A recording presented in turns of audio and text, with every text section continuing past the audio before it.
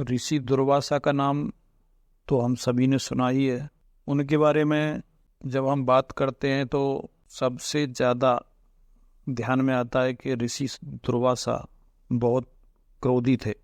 इतने क्रोधी थे कि लोग उनके सामने आने से डरते थे। देवता भी, मनुष्य भी, कोई भी उनके सामने आना नहीं चाहता था। पता नहीं क्या गलती हो जाए और ऋषि दुर्वासा कहीं क्रोध में आकर हमको शाप ना दे दें।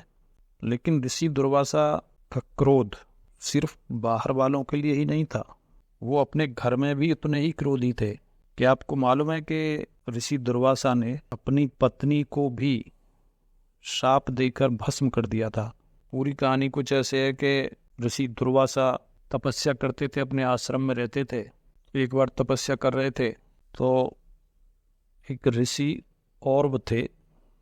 तो ऋषि औरव अपनी पुत्री कंदली के साथ ऋषि दुर्वासा के आश्रम में पधारे। दुर्वासा ने आवभगत की, हालचाल पूछा और उनके आने का कारण भी पूछा। फिर तो ऋषि और बोले कि देखिए, ये मेरी पुत्री है, कंदली इसका नाम है, और आपका बहुत नाम सुना है इसने पहले से ही मतलब ठान लिया है कि ये आपके साथ ही विवाह करेगी। अगर करेगी तो हमारा आपसे निवेदन है कि आप इससे विवाह कर लीजिए। लेकिन एक बात हम पहले आपको बता देना चाहते हैं कि इसके अंदर गुण तो बहुत सारे हैं, वो तो आप विवाह के बाद जान ही जाएंगे, बहुत गुणवती है। लेकिन एक इसके अंदर एक दोष भी है, वो दोष जरूर हम पहले बता देना चाहते हैं आपको। तो ऋषि दुर्वासा ने पूछा कि बताइए क्या दोष है। बोले कि ये बहुत कलहकारिणी है, बहुत इसके अंदर बहुत क्रोध है। तो ये बहुत जली कटी सुनाती है सबको, जिस पे भी क्रोध करती है, और बहुत ही कलह करती है, क्लेश करती है। तो लेकिन हमारी आपसे विनती है कि केवल एक दोष के ऊपर इसको आप मना मत करना विवाह के लिए। तो ऋषि दुर्वासा बोले कि वैसे तो मेरा विवाह करने का ही कोई इरादा नहीं था, लेकिन अगर आप कह रहे हैं, आपका मैं बहुत सम्मान करता हूँ, तो मैं विवाह कर लूँगा इनके साथ। लेकिन मेरी भी एक शर्त है।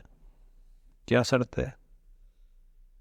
कि मैं इनके 100 अपराध क्षमा करूँगा, लेकिन अगर 100 से ज़्यादा बार इन्होंने अपराध किया तो मैं दंड दूंगा। तो ऋषि और जो थे कंदली के पिताजी बोले ठीक है, आपको जो ठीक लगे करना। फिर तो विवाह हो गया। विवाह हो गया तो साथ में रहने लगे। अभी वो तो पहले से ही पता था कलहकारिणी है, तो कलह शुरू हो गए।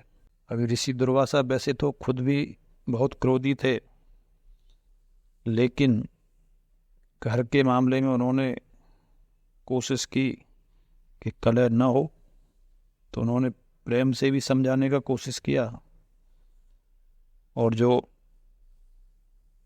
कलह करती थी उनकी पत्नी कंदली, उनको भी उन्होंने इग्नोर भी किया। लेकिन अब वो तो रोजाना का मामला हो गया।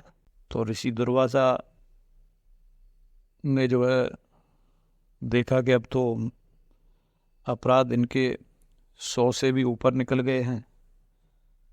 तब भी उन्होंने ऐसा नहीं कि एकदम से उनको जो श्राप दे दिया, फिर भी उन्होंने उनको समझाया कि देखो बहुत हो गया है, अब ये सब अच्छा नहीं है। लेकिन कुछ ज़्यादा ही होने लगा। तो उनकी पत्नी उनको बहुत जली कटी सुनाती, जब भी छोटी छोटी बातों पर भी, और बहुत ज़्यादा होने लग गया। तो एक दिन ऋषि दुर्वासा को भी क्रोध आ गया। तो क्रोध के आवेश में उन्होंने उनको शाप दे दिया कि तुम भस्म हो जाओ। तो ऋषि दुर्वासा का शाप तो बड़ा ताकतवर होता था। जैसे ही श्राप दिया और भस्म हो गई, राख का ढेर बन गई। अब ऋषि दुर्वासा ने श्राप दे तो दिया, लेकिन अब पछताना तो उनको भी हुआ, बड़ा पश्चाताप हुआ। लेकिन अब क्या कर सकते हैं, जो हो गया सो हो गया। तो ऋषि दुर्वासा ने निर्णय लिया कि मैंने ये गलत किया है तो मैं भी इसकी दंड इसका भोगूंगा और मैं आत्महत्या कर लूंगा।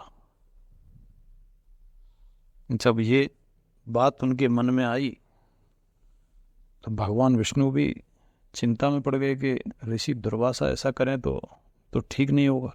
तो भगवान विष्णु एक बालक का रूप धारण करके, एक बालक, ब्राह्मण बालक का रूप धारण करके वहाँ से गुजर रहे थे, उनके आश्रम के पास से ही।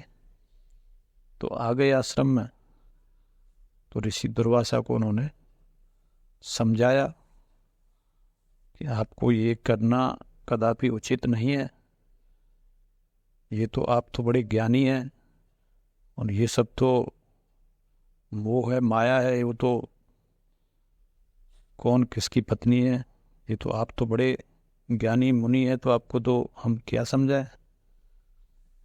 तो किसी तरह से ऋषि दुर्वासा के समझ में आया और उन्होंने अपना निर्णय बदल दिया। तो ये थी कहानी ऋषि दुर्वासा के क्रोध की और अपनी पत्नी को भस्म करने की। धन्यवाद।